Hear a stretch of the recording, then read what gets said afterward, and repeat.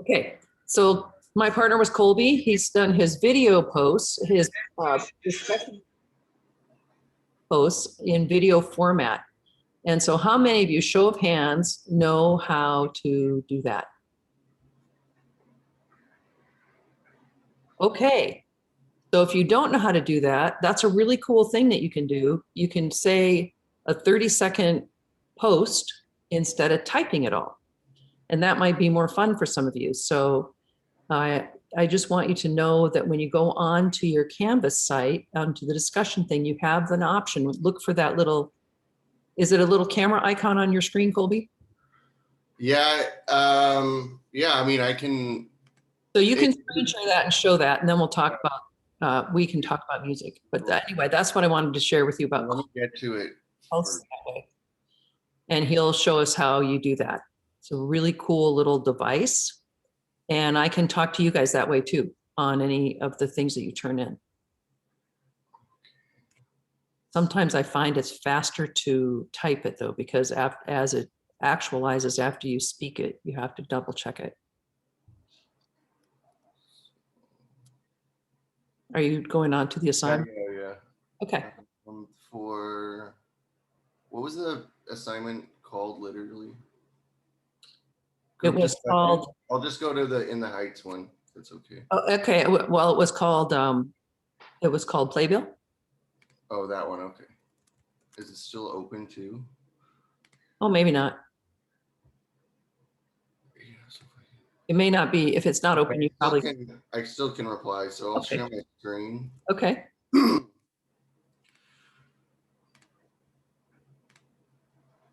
So right. Can everyone see? Yes, we've got you. Okay. I hit here. Okay, slow down. So go back. So at the top toolbar in the discussion box, you hit the icon that is record and upload media. Does everybody see that? It's in that third divider section. And then you just click on that icon. Go ahead. And then you go to record, or if you recorded it on another thing and you have the file for it, which I don't think is, definitely not necessary. Yeah. So, I don't know if can you see me on the camera? You can also? See. Yep. Yeah, and if you don't want to use your webcam, you can hit webcam and put no video, so you can do an audio recording. Yep. So you can be in your jammies and do it if you want. And then you just start recording. Isn't that great, you guys? And then I can respond to each one of you too. So I just want you to be able to know that you don't have to type everything up. All right, Colby, thanks a lot. Let's go ahead and stop share. Okay. Yeah, absolutely. Applause for Colby. Thanks for doing that. You're welcome. So there were 2 pieces of music on the site. And we had, what were the names? What's the one that you picked, Colby? Swing Along by William Mary Cook. Okay, don't share it yet. So how many of you picked Swing Along? Okay, great. And who picked the other piece of music, which was Harrigan and which was called, okay, Casper, and who else? The Mulligan Guard, right? Okay, and then how many of you didn't vote? Raise your hands. All of you who didn't vote.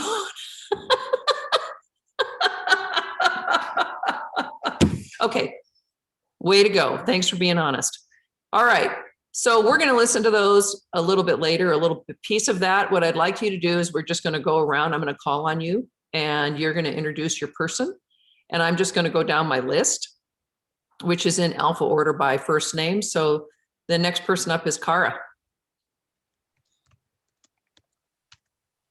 Just introduce your person. My person is Kylie, and she's just like me and taking a full load, and we were just kind of commiserating about that. Okay. Kylie, do you have anything about Cara? To Kylie's defense, I kind of dropped a bomb on her. So no, she has nothing positive about me to say, and that's my fault. So You're taking 18 units. So there you go. There we That's go. about as positive as we got. Completely online, so you're probably drowning right now. Yeah. Yeah. Ooh, okay. So that's Cara, Colby, Kylie, Lisa. Lissa, please help me remember your nickname.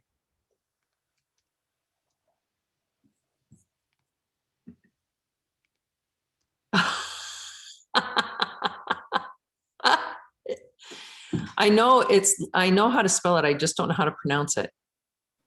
Liza. Liza. Okay, Liza. I have to do a phonetic writing of that because I keep thinking. Okay, thanks, Liza. And I learned that Liza has 2 cats and one's a kitten right now. Huh? So. How old? Cute. Okay. And their names are Ponyo and Mochi, right? Ponyo and Mochi. Okay, excellent. Way to go. And Liza, do you know any of Serafina's chickens' names?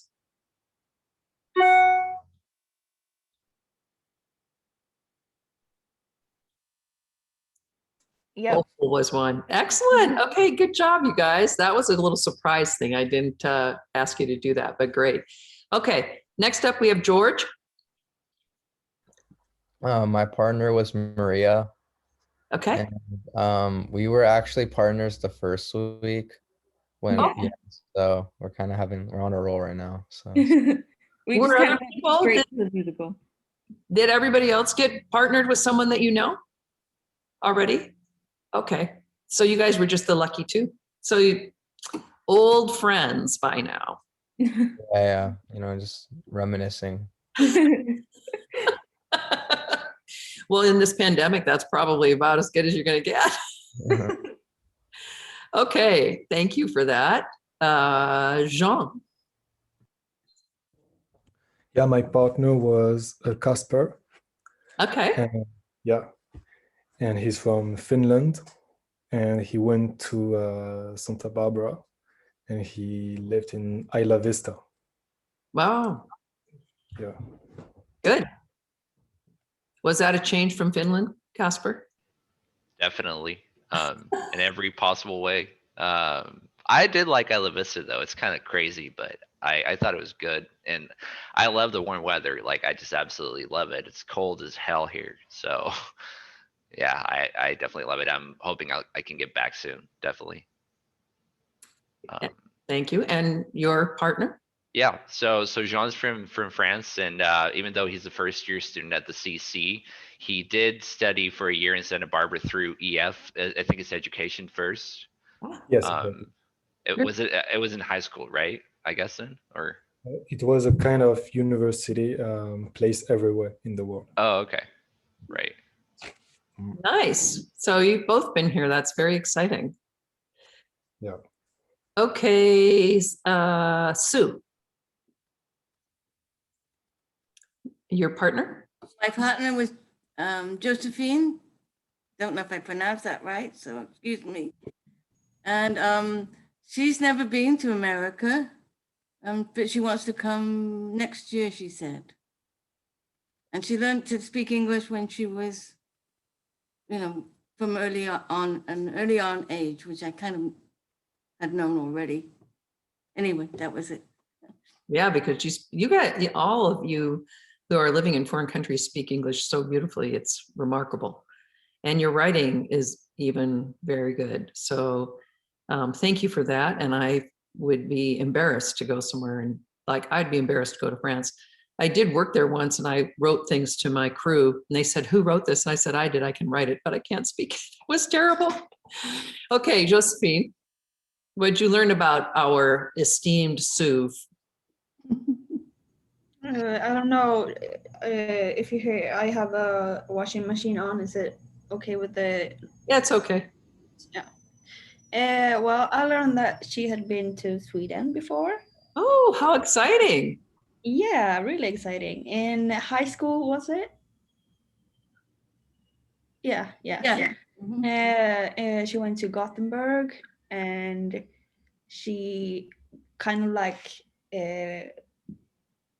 exchange students.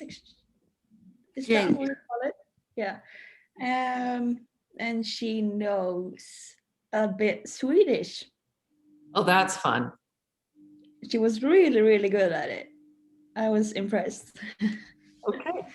We'll all have to try and learn 1 or 2 words, so we would be able to have some, we'd be able to have a couple of French words, some Swedish words, some Finnish words. And George, where are you from? Oh, me? Yeah. Oh, I'm from the Bay Area. So we'll learn some Bay Area slang from George. Okay. If anybody watched not Moonlighting, Moonlight, you know, you have to get your local colloquialisms down. Okay. So we're going to talk about these important people that were from the beginning of our time with musicals.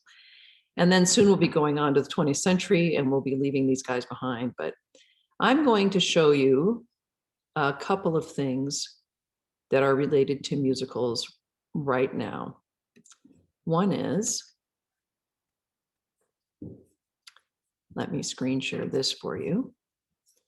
So many people picked Rent as their musical. And I went online and I found a place that we can watch it for free. And this is the Broadway show, not the movie. So when we do our next play critique, we're going to watch shows for free. And here's Rent, the Broadway production, full live performance. And you'd be able to see it right here.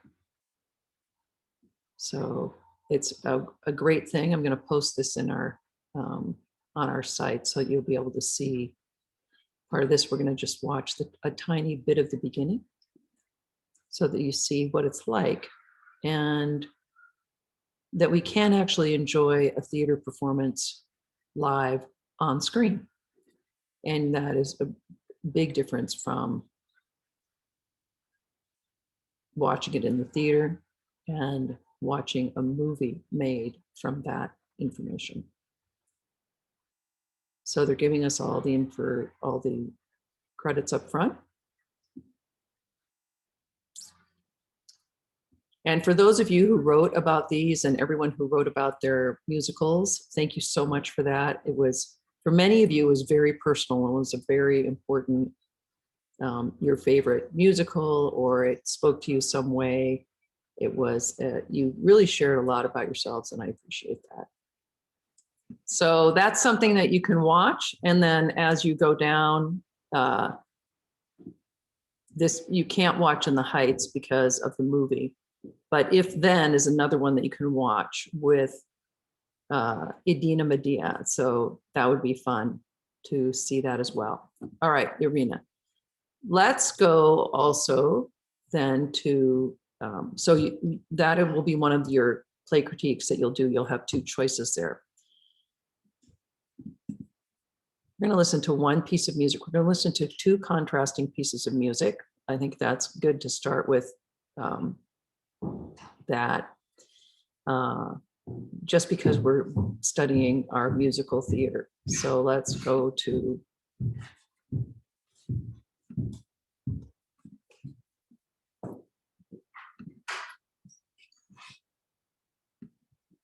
and I'll screen share this.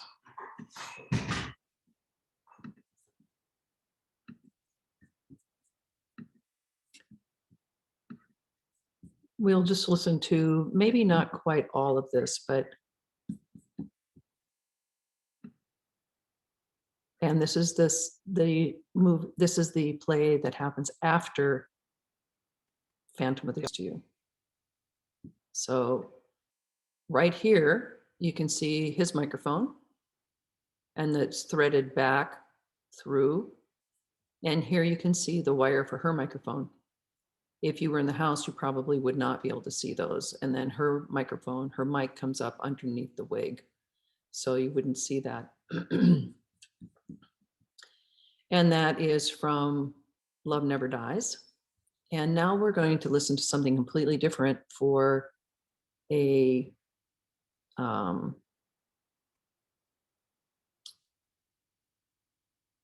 Black History Month. We're going to listen to Nina Simone singing from Porgy and Bess.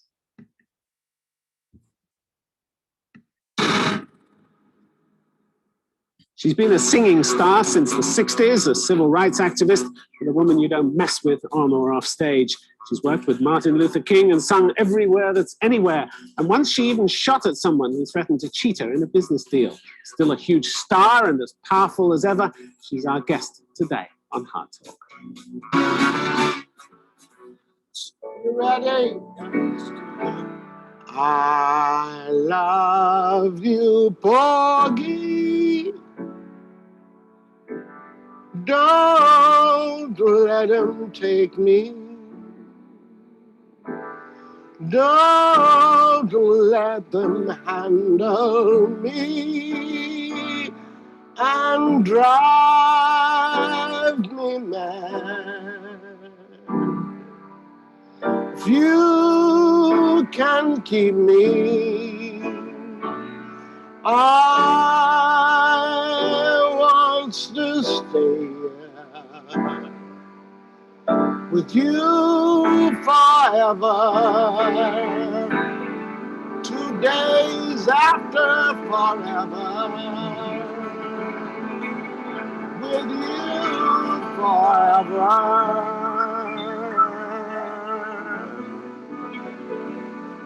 'Cause I've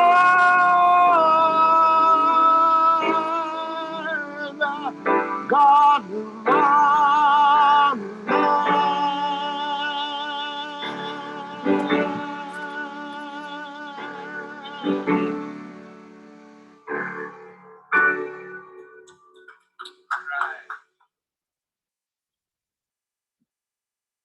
Okay, so that's two completely different renditions of music from musicals. One fully produced with two people discussing getting the love they deserve, and another one just simply at the piano, and that was Beth's song about Porgy, I've Got My Man. And let's just have a really open the conversation just briefly about comparing those two. Is the meaning lost because the one was produced bare bones, nothing else but the singer, and or was the other one much more enhanced because of the visual trappings?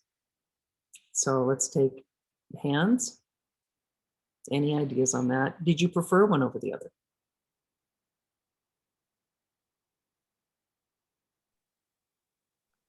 I prefer the second one, but just because I'm a big fan. Of Nina Simone. Yeah. Yeah.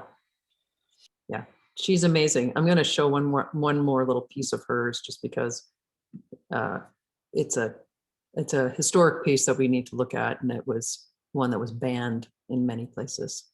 Anyone else about the two pieces that we just saw? Both love stories?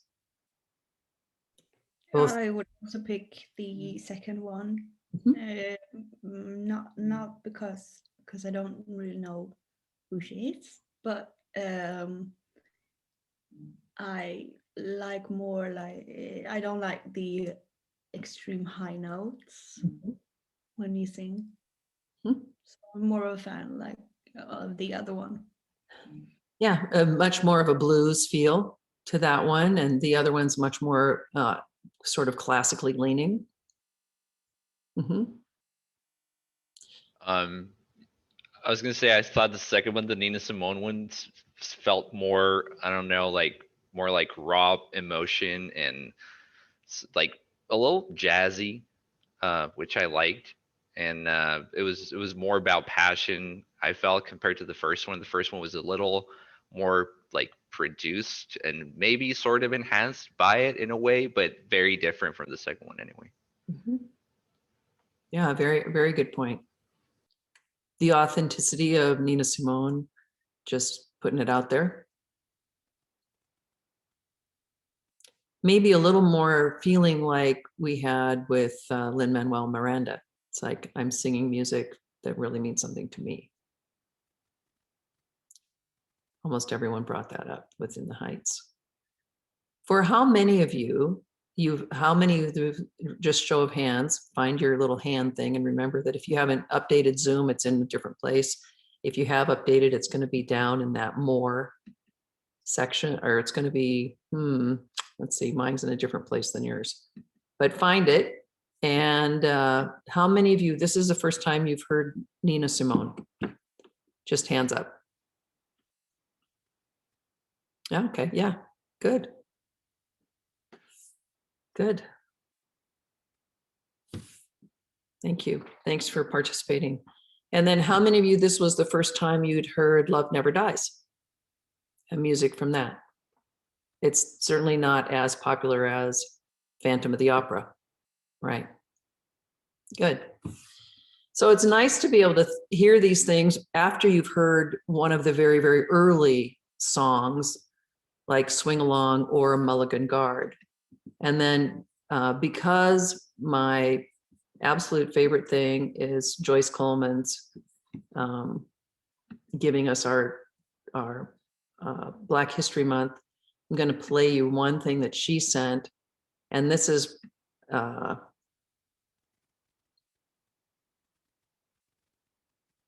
okay, I won't play, I'm going to play this other one. So let me screen share and I'm going to show you the site. So please, if you get a chance, take a look at your email from, excuse me, from Joyce Coleman. And I'm going to screen share it right now for a second. And I don't know if it'll work, but let's see if I can click on it. Okay, so here's the email. Again, Joyce Coleman. Mississippi Goddamn is the music that Nina Simone recorded. And she recorded it. She had never done, she wasn't an activist in the civil rights movement to then, but she was inspired to write Mississippi Goddamn after Medgar Evers was shot and killed in June 12th, 1969. And then after September 15th, 63, Medgar Evers, and then 1963, the 16th Street Baptist Church. And as a result, 4 young girls were killed. And as it happens, one girl, the 5th girl, survived and is still trying to get restitution. But in her rage, she wrote Mississippi Goddamn. And it's an incredible work of emotional and political and violence and just completely where she feels she is. This excerpt on YouTube I'm going to try and play because it shows you part of this historic march on Selma crossing the bridge. And then otherwise there's a great place we can look at it on YouTube, but I'm going to see if you can get this. Let me know if you're seeing the YouTube. Are you going to the YouTube? Can you guys see YouTube? Yes. Okay, perfect. So we're going to take this. You're going to see it's really poor quality, but it's worth it to see the historic news footage of this. 5th, 1965, the Selma Montgomery March comes to an end. The Governor Wallace deploys the army and the police. The airport is shut. Sammy Davis Jr., Leonard Bernstein, James Baldwin, Harry Belafonte, Anthony Perkins, and Nina Simone cross the barriers and give a show in front of 40,000 people. Everybody knows about Mississippi Goddamn. Can't you see it? Can't you feel it? All in the air. I can't stand the pressure much longer. Somebody say a prayer.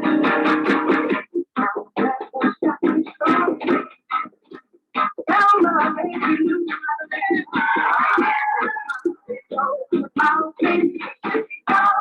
had a number of stars came down and performed, but I think Nina Simone stole the show.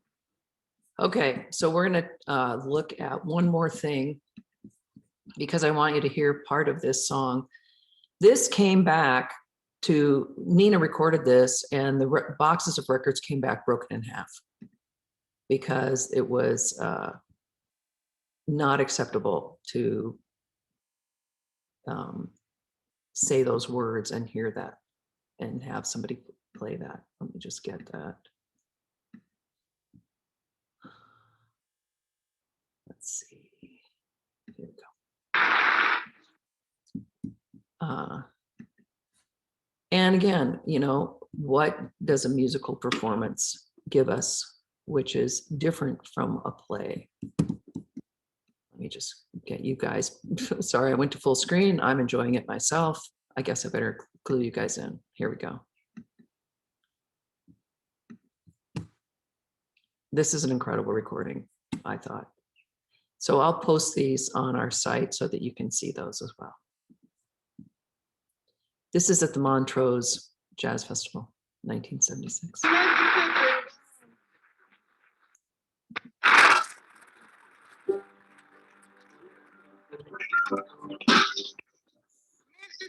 Goddamn, it's our last tune. We had some request for it.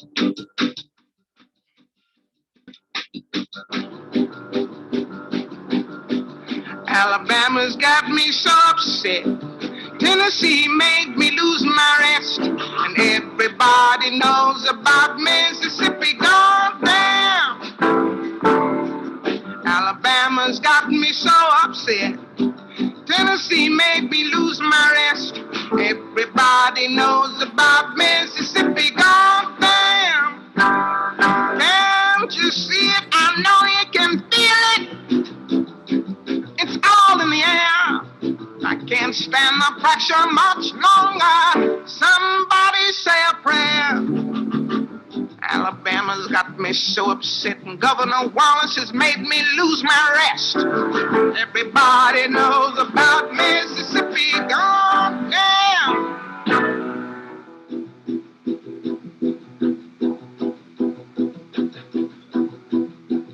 Hound dogs on my trail. School children sitting in jail.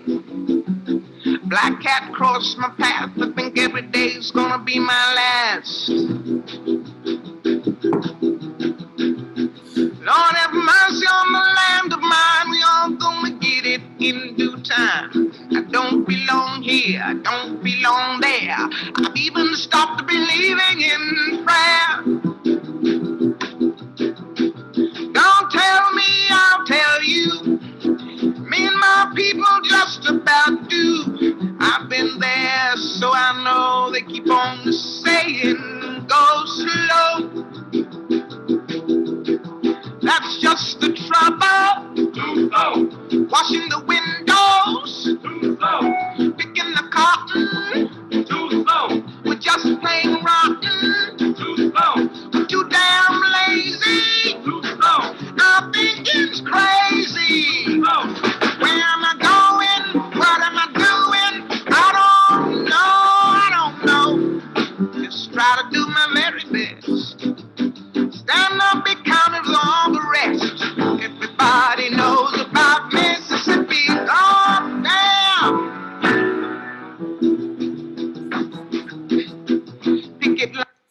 Okay, in my book, doesn't get much better than that. That'd be an incredible part, you know, when I think about the things that you wrote about Rent and Mamma Mia coming from pre-existing songs. You know, there's a movie about Nina Simone, but there are so many incredible songs that she has that would really relate, and stories that haven't been written yet. So just think about that. Okay, let's look at the material for today. And we're gonna be listening to that music that she played is reminiscent of some of the tunes that we have heard early on.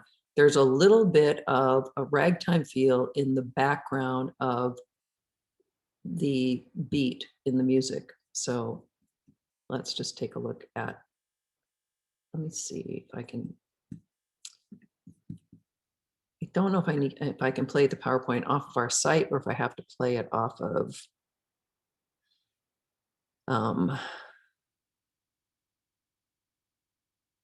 oh, I never mind. I got it. I know what I'm going to do. Sorry for that. It is on the site. It's uploaded, so you guys can all take a look at it. But I know that sometimes there's some confusion that way. Let me just look at it this way.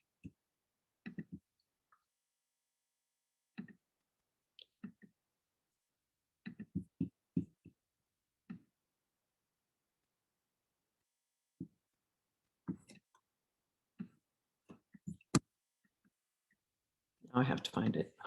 Sorry, it's on my desktop somewhere, but it's just hidden. Okay.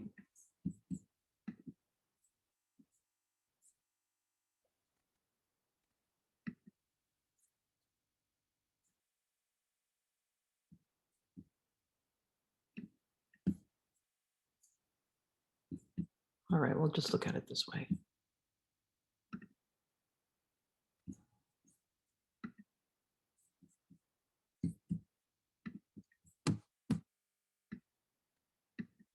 So the next little section that we're going to talk about today is consumption, recreation, and diversion. Where is the United States in this world right now? I got to find you guys again. Here we go. I moved you out of the way and I couldn't find you. All right. Where's the world right now in this? Where's the presentation, you guys here? Okay. There we go. For consumption, recreation, and diversion, there's an industrializations going on in the United States. We have the first U.S. millionaires. John D. Rockefeller is in oil. Andrew Carnegie is in steel. J.P. Morgan is in banking, and Cornelius Vanderbilt is in transportation, shipping, and railroads. So, of course, all white men. And these are familiar words and names to people in the United States. Rockefeller Center in New York, Carnegie Hall, J.P. Morgan Bank, of course, and the Vanderbilt House, which is one of the biggest private, it's the biggest private residence, I think, in the United States. It becomes those who have and those without. Does that sound familiar? It's, you know, the rich, we now have people who are rich as in millionaires. And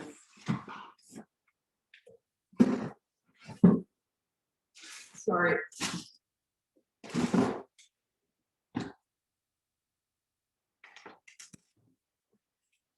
That's a little project that I'm working on that got kicked off. So, you know, those who have are getting richer and those who aren't are getting poorer, and that has maintained. So this idea of capitalism maybe has become not as successful as it might have been.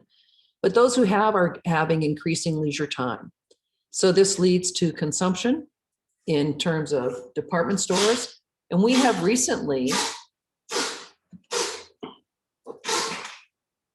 because of the pandemic, curbed in our consumption, which had been running rampant in our very disposable society. So it's an interesting moment in time where we are right now. Recreation has become popular because now we have more time. We're not spending all of our time just trying to survive, just trying to grow food to eat.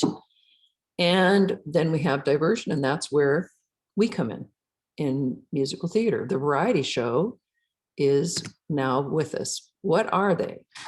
The variety show is a succession of different things: circuses, minstrel shows, burlesques. But the difference is in the focus, and the focus is on the act of the performing itself, so that you're actually aware that you're seeing a performer and you're looking at this particular act that they've prepared. Musical theater is at its most carnivalesque. There's no plot, there's no story, there's no political correctness. In variety, the shows and acts interact with the audience. There's no literacy required of the audience.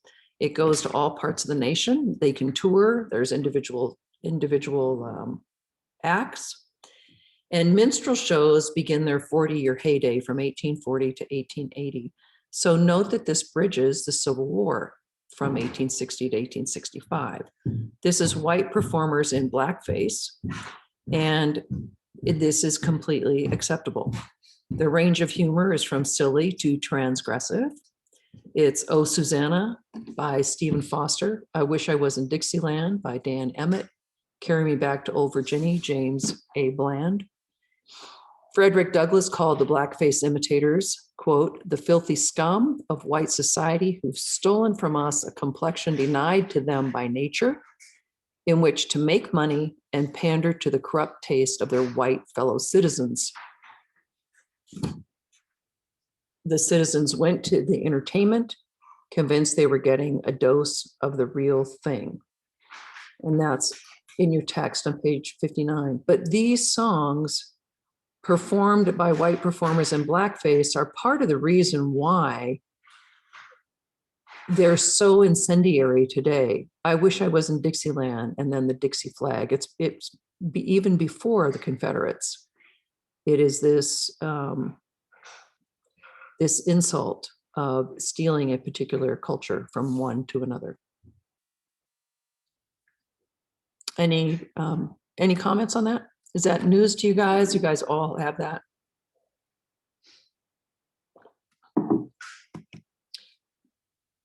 So we get vaudeville. It provided a structure for exhibiting singers, pugilists, minstrels, dancers, gymnasts, pantomimists, comedians, and more. So people would get up there and box, much like we have that today. It's a very well attended and publicized exhibition. Boxing has rabid fans, as does anything else.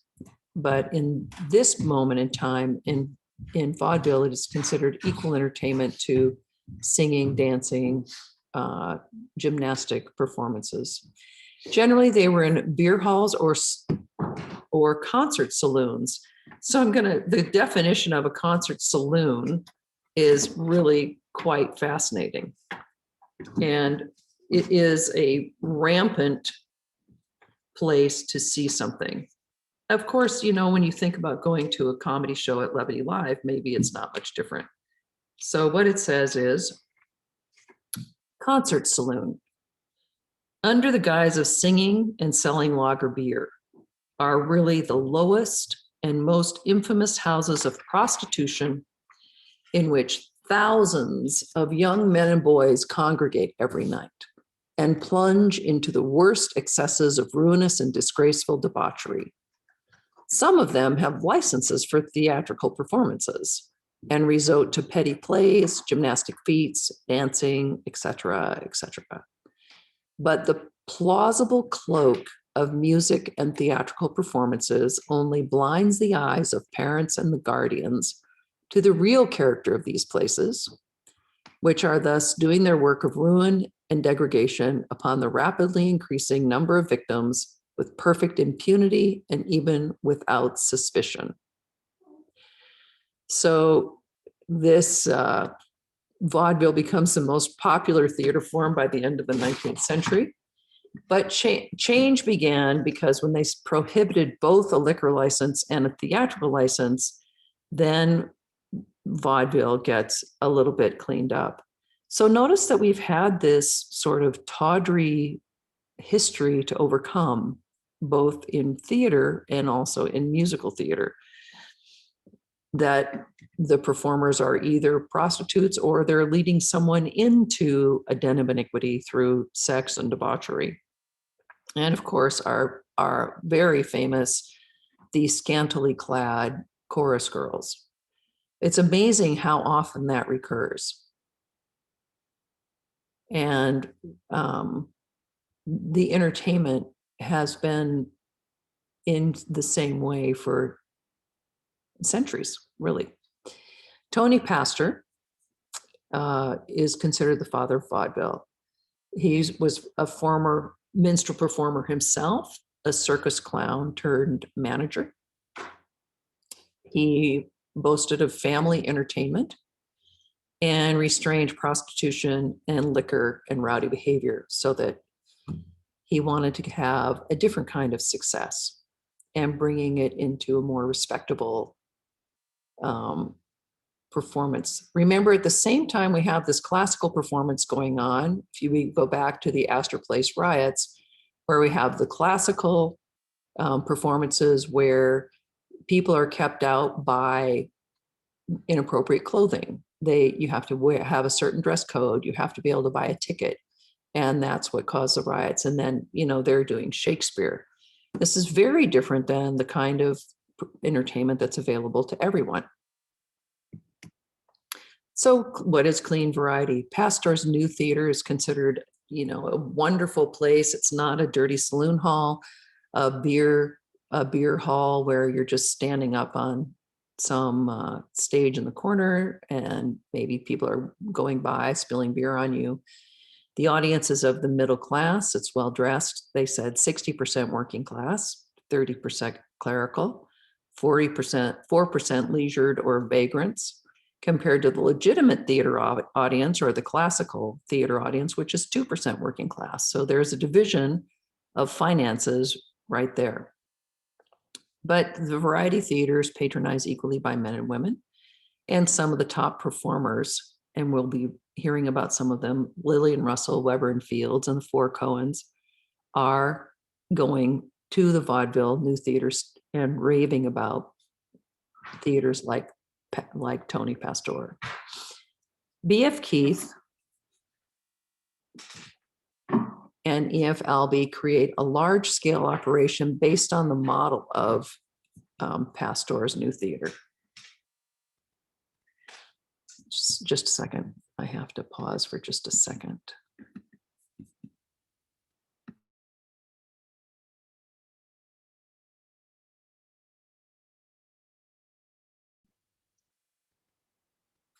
What do you think about this idea of theater is still a den of iniquity? It really has this overwhelming negative and tawdry reputation of debauchery to overcome in order to become respectable. How many of you had that? I knew about that, or just had an inkling, or had heard something about that before? I heard about it before. Sue, you'd heard it before. Yeah, and Albee was, it says, according to what I read, Albee was the controversial father of Vaudeville. Sorry, I can't say it. My English. Controversial father of whom? Of the the. Oh, vaudeville. Yeah, vaudeville. Sorry. He actually came after Tony Pastor, though. Yeah.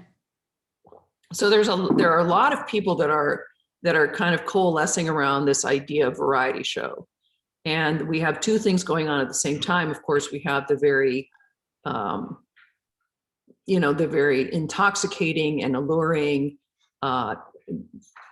show that actually possibly leads to prostitution. When you think about old Westerns on movies, and they have the rooms upstairs that are for the prostitutes. So this is the kind of thing the performers would be on stage, and there would be easily accessibility. But now we have a wide variety of performances as well. So we have massage parlors, we have all kinds of things like that where even massage is considered not a positive thing. So anybody else?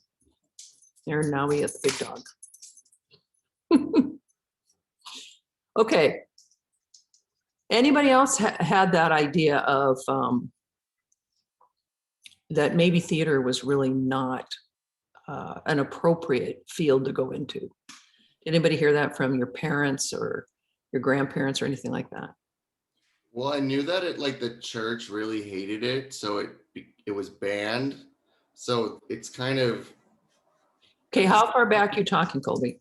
I think like the early 19th century, right?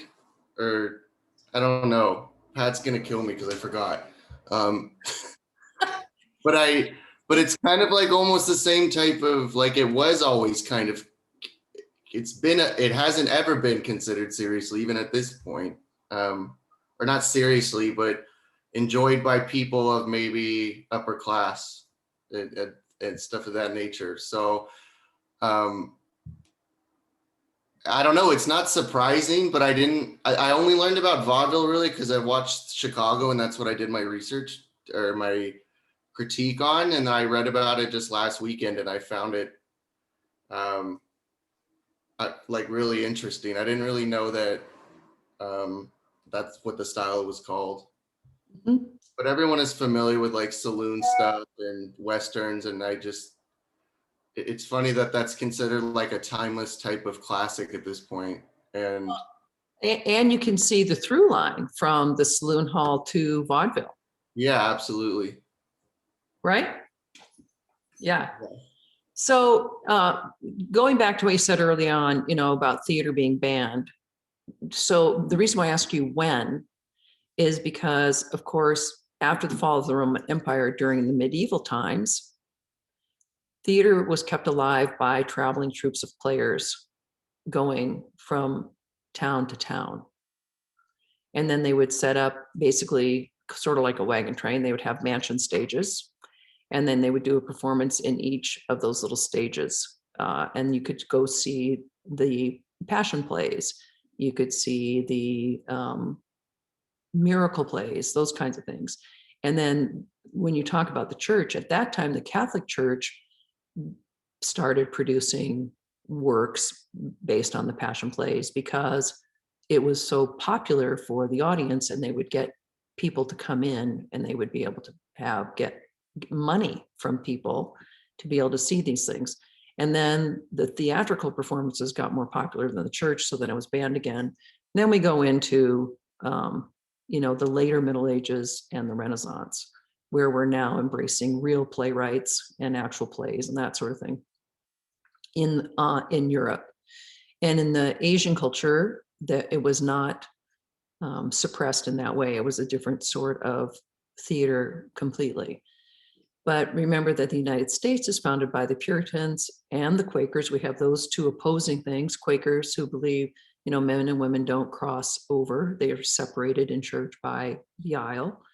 And the Puritans, who have a very rigid set of beliefs, who, quote, came to the US for religious freedom, but the religious freedom only goes as far as if you believe everything they believe.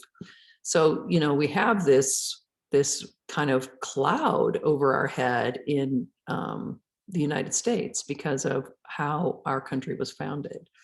But in fact, I even had that experience that, theater was really not an appropriate thing to go into by my grandmother. And even going to movies could be considered bad, sinful. So it's very interesting to think about this history of the theater, and that maybe, I don't know if we still suffer under it. I sort of don't think so, but maybe it's still in there somewhere. And I would say that, quote, the intellectual society is certainly mesmerized by things like Shakespeare and the great works, the Greeks, the Romans, Moliere, other considered to be classical authors and playwrights, and that maybe musical theater is kind of down a notch and doesn't have as illustrious a reputation as that. But I do think that it certainly is enjoyed by everyone. And now that we have this incredible, as you see, we start here in vaudeville, where we had, remember, no plot, no story, no political correctness, and a big spectacle. And then we go to story, and here we are again in 2021, a lot of big spectacle. But when we just saw that, and we compared that, the slice of music from, what was it again? The sequel to Phantom of the Opera. And then we saw the Porgy and Bess from Nina Simone, the stripped down version. If it has true meaning, it sticks no matter what. You don't need to have the nice big, Christmas present package wrapped up with a big bow on top. All right, any other comments before we go back just to look at where we're at here? I'm not 100% on this, but I just remember like one of the reasons that theater was frowned upon. I can't remember the era exactly, but it has something to do with the themes that were explored in different plays, like controversial themes like extramarital relationships and things like that. I'm not 100% on, but I just remember reading something about that. Yeah, absolutely. And we did talk about that last time as well, is that, the things you saw men and women do on stage, because remember in 1600 Shakespeare's time, all of the roles were played by men. So no matter what you saw in the formal attitude of that, it was all men, but now you're seeing men and women interacting on stage. So they may be physically close, they may be kissing, which would be something that would be untowards at that time.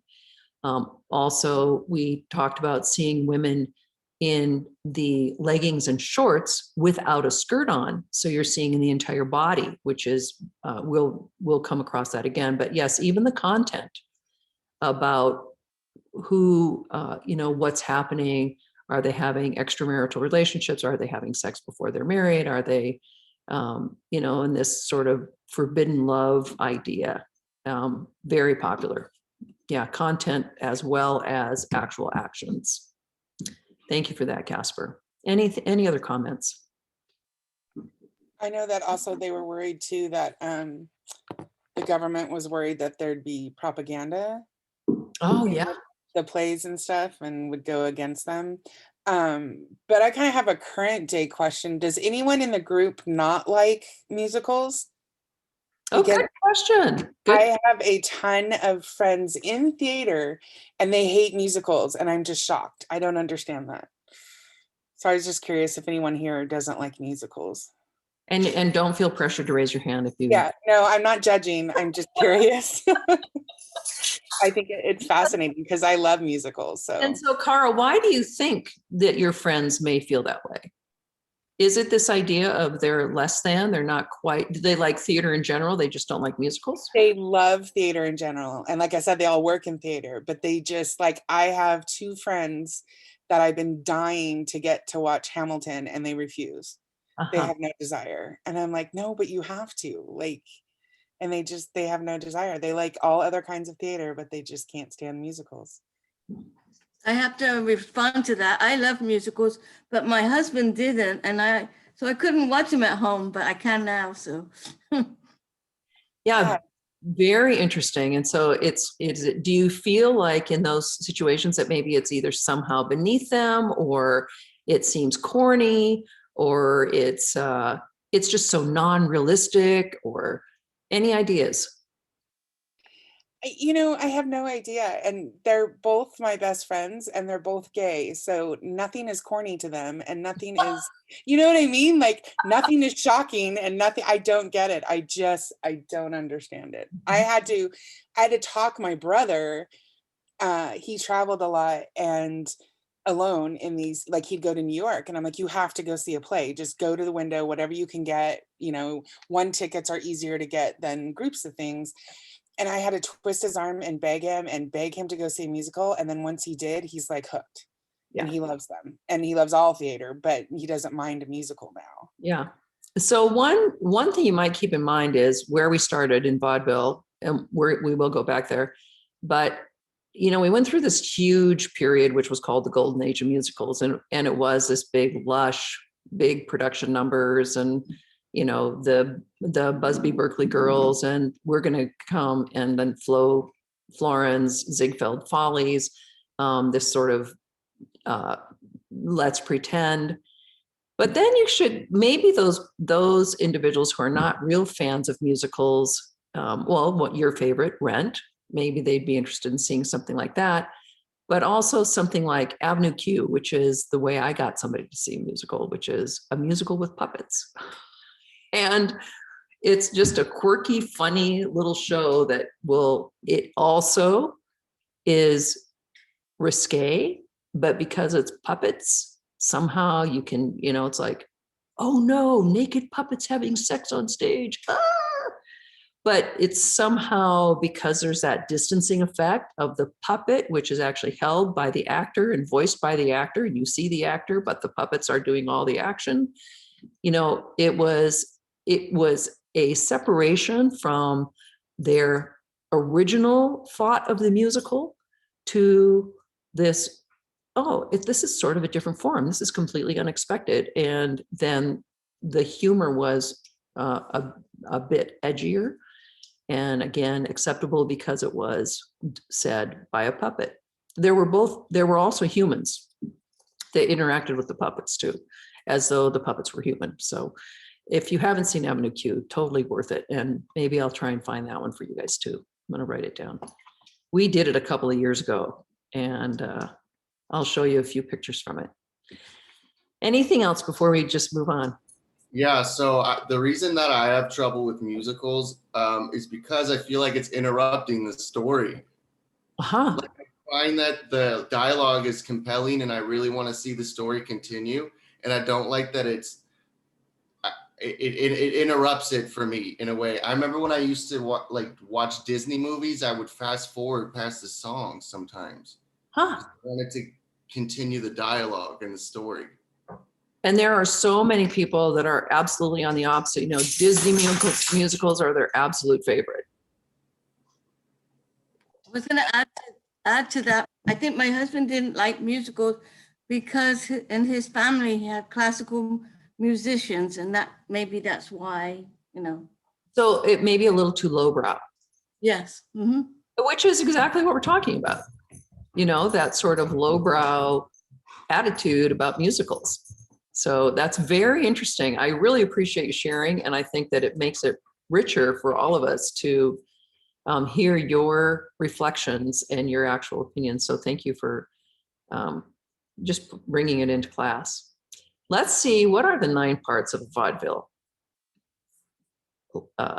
performance? And remember, they used to be 6 hours. Maybe we're getting a little shorter, but the 9 acts.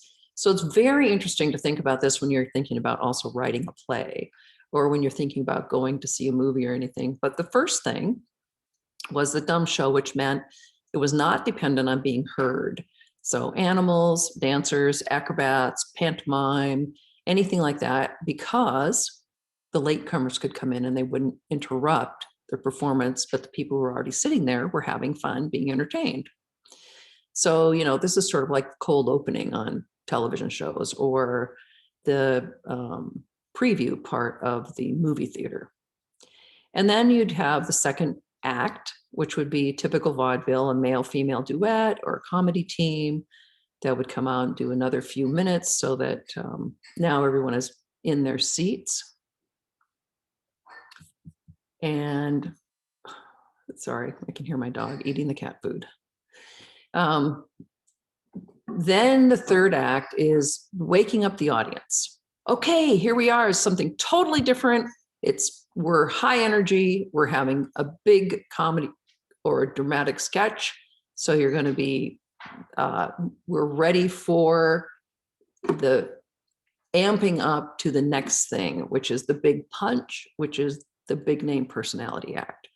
And they can get out and do whatever they do. It could be a comedian, it could be a singer, it could be a tap dancer, it could be anything. But, there'd be somebody leaning up to not the chief attraction, but almost as big as the chief attraction. So the sidekick that always traveled with the chief attraction, it's sort of like the warm-up band for the main bill.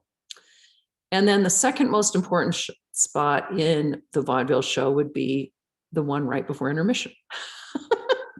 So it's the big number or the star, so that the audience has something to talk about at intermission. And what else wants to come back in and see the second part of the show.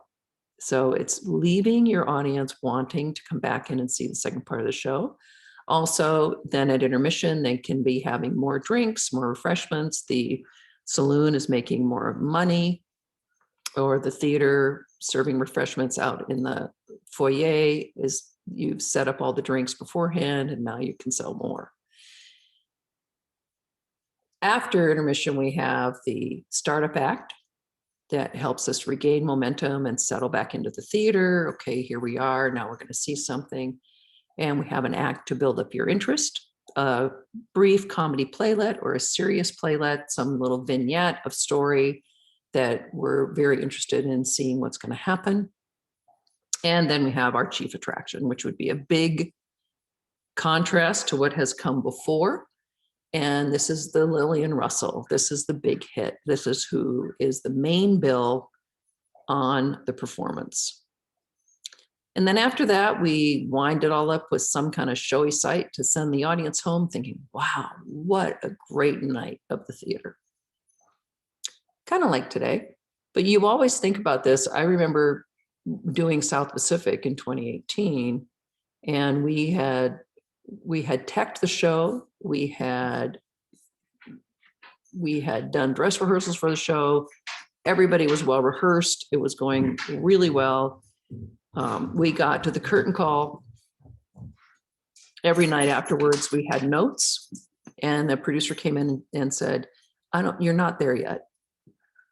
And we had had one audience preview already. So it's like, at this point, you're really like, are you kidding me? Because we've worked so hard for it, and it's, you're doing everything on a shoestring, and it's a professional theater, but you always feel like you're doing everything on a shoestring, and there's never enough help and never enough time. And we sat there, and the producer said, truly, we need the audience to get to their feet at the end of the show. And it was brainstorming on how are we going to have this end of the show where the audience is going to really go out with this in their hearts. And we tried one thing. So the next night they put in this new, I don't know, for better, I'm going to say curtain call, but it wasn't that. It was the end of the show. They put in the new ending to the show. And then it's like, okay, after that, not quite there yet. How can we tweak this just a little bit more? And so we're there for another couple hours. And indeed, it was absolutely the right call. And opening night, the audience is on their feet cheering the performance. So there is something to this method of having this 9 steps so that you can see and building the momentum to the end. So what happened is, you have the intermission, then you have the warm-up act, you have this building of interest, and then you have the big moment or the big reveal or the big part of the story that basically you feel like you've been waiting for. And then you have some kind of resolution or a showy sight that's going to send the audience home. So this format still continues through today.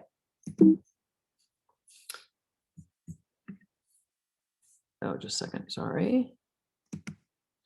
So variety begins to get replaced with plays with song and dance, burlesque, reviews, musical comedies. Harrigan and Hart, who have an Irish American perspective, 1873, about 20 years, 1873 to 1893, that was the Mulligan Guard. Weber and Fields, a Jewish American heritage, actually their heritage is, we'll see that in a minute, Polish Jewish of German descent, but they really try and work against that. And Williamson Walker, African American culture, and bringing that to Broadway. So we have plays with song and dance, burlesque, which we'll talk about, reviews. You'll see how that comes into it, and musical comedy. Harrigan and Hart, the Mulligan Guard, the Mulligan Guard Chowder, the Mulligan Guard Christmas, the Mulligan Guard Surprise, the Mulligan Guard Picnic, the Mulligan Guard Ball. It's much like a sitcom today. It is a series that you would go and see over and over. So you'd want to see, what is the Mulligan Guard going to do this time? And here are the two. Harrigan and Hart with an actor in between, dressed up in their Mulligan Guard uniforms. I think I put this on. I don't know if we're going to see this actually. Can you see that? The Mulligan Guard, sung by sheet music singer. No. Okay. All right. Yeah, I didn't think so. I thought that I had that experience of, if it's on YouTube, you can't see it directly. So from a PowerPoint. So just a second, let's take a look at this. And then I can go back to that. Sorry, I have to select it.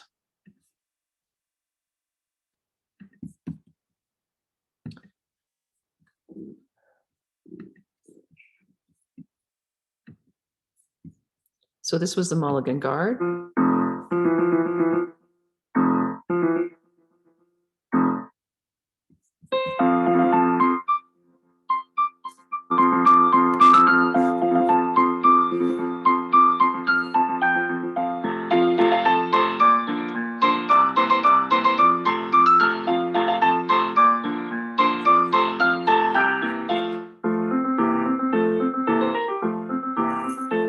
So where it says fife, this is all being played by the piano, and the piano's playing the bass notes, which would be the drum notes. And we'll hear just a little of the singing.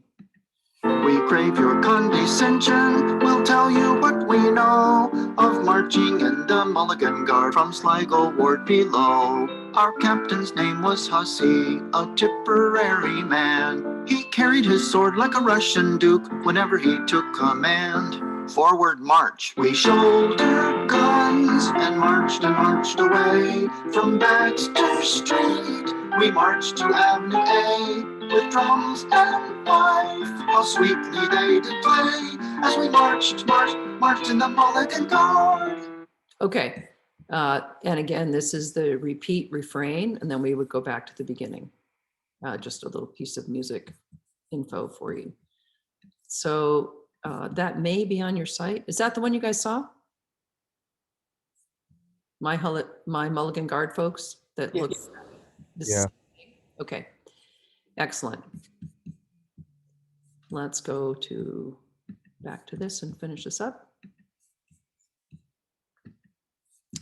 Okay, wrong way. Then Weber and Fields, variety, narrative, and visual display. So now we're getting some scenic elements that are going to be as extraordinary.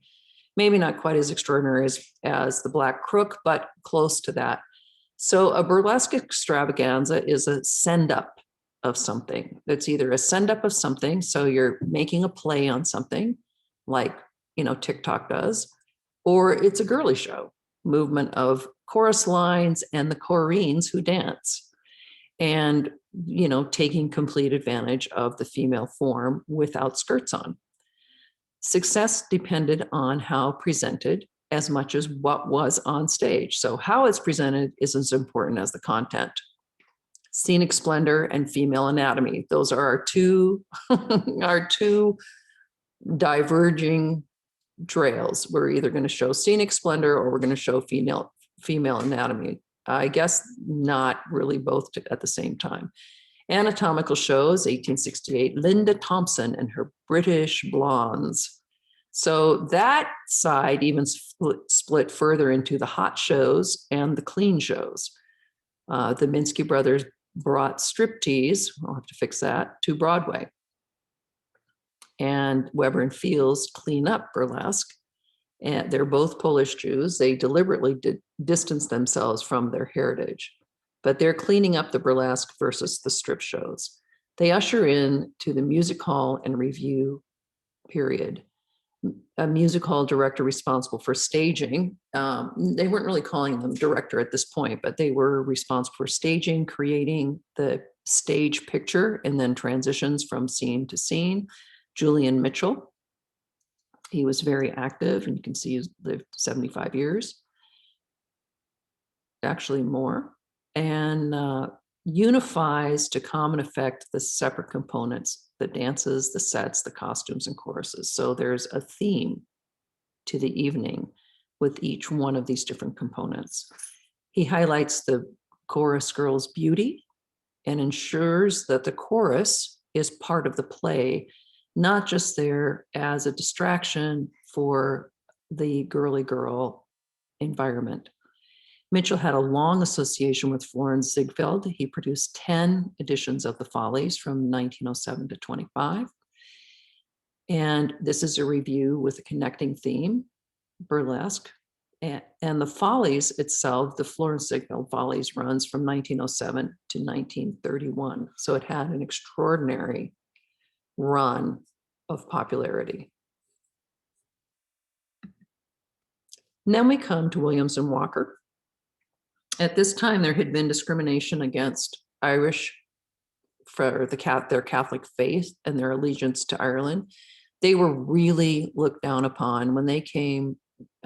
Many of the Irish came to the United States due to the potato famine, and they were conscripted as they got off the boat into the US Army, and they carried a shovel and they walked in front, they dug ditches, they made places for tents, they had no weapons. And then when they had the Mexican-American War, many of them, the San Patricios, went across the Rio Grande to go to Mexico because it was so much more like their own big family loving feeling. And of course, the Catholic faith was also in Mexico.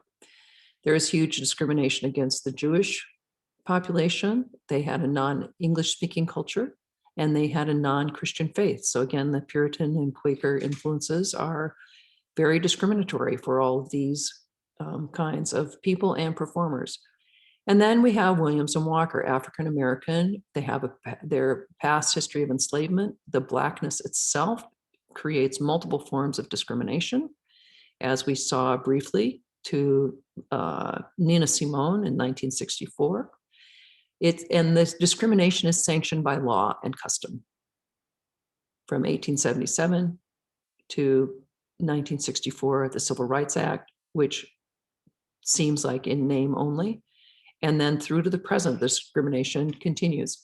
The Black musical is a significant African-American presence in musical theater.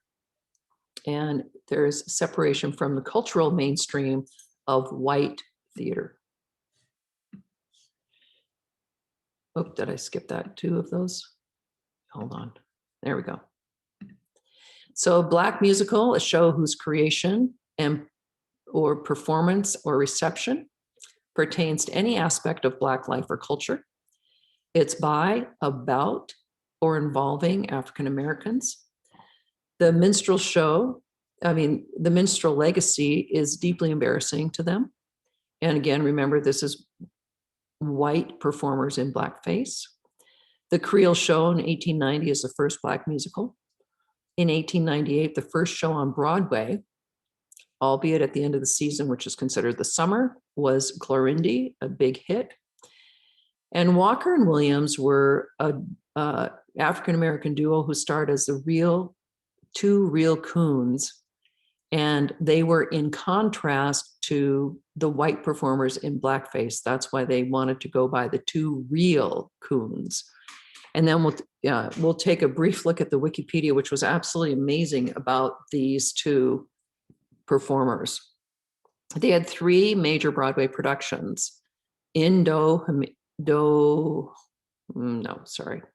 backwards. In Dahomey in 1903, Abyssinia in 1906, and Bandana Land in 1908.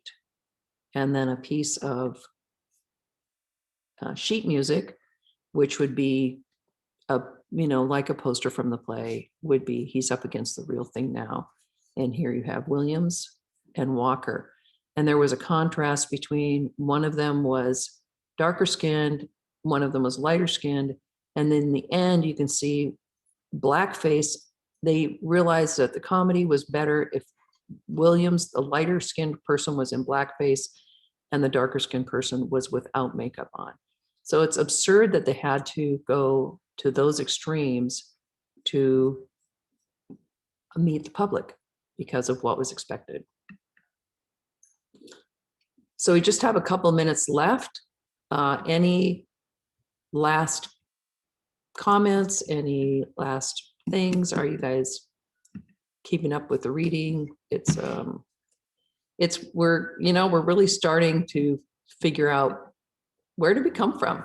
Very, very mixed background of everything.